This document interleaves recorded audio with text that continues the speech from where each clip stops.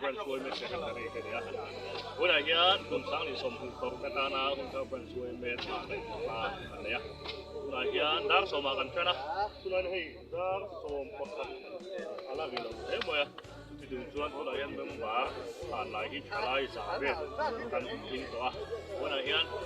đangช่วยให้มีสันติเรื่องกันถึงไปเสีย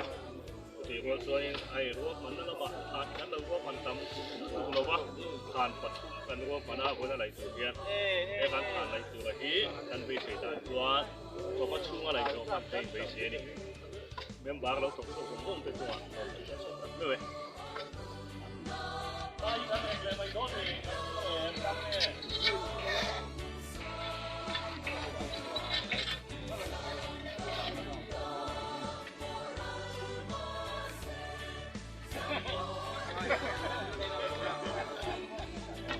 January something but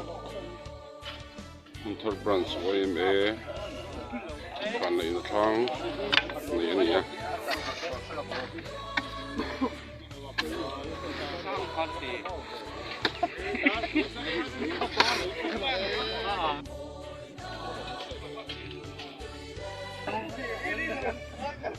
Alvi, hey! Mai amali pa solo buat kamu aja. Ama lo kol deh.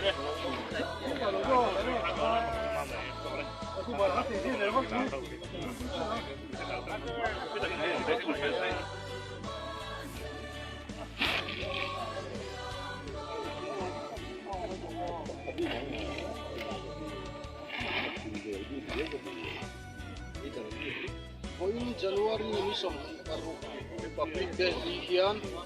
Hunter Branch YMA malak na in Anpur patung lai me kan dia Anpur te pok lai som an trap to ha member suak an maya ni ya hian Hunter Branch YMA Anpur laya lang so sunga Branch YMA in mewani mấy hôm nay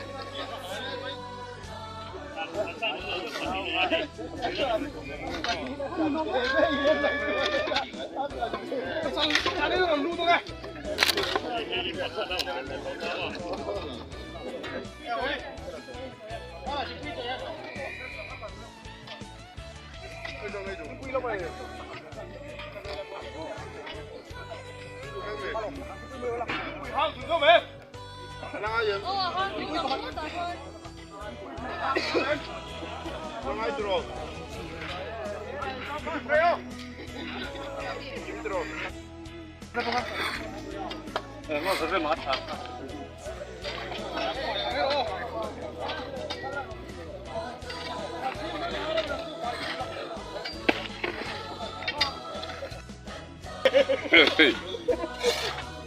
Không được qua hay cứ ra mà có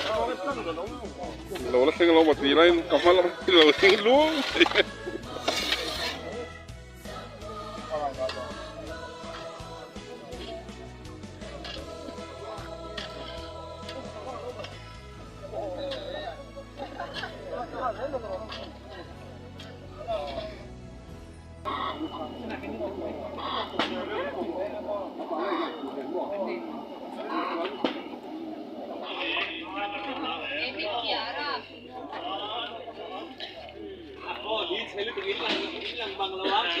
Ai ta hen in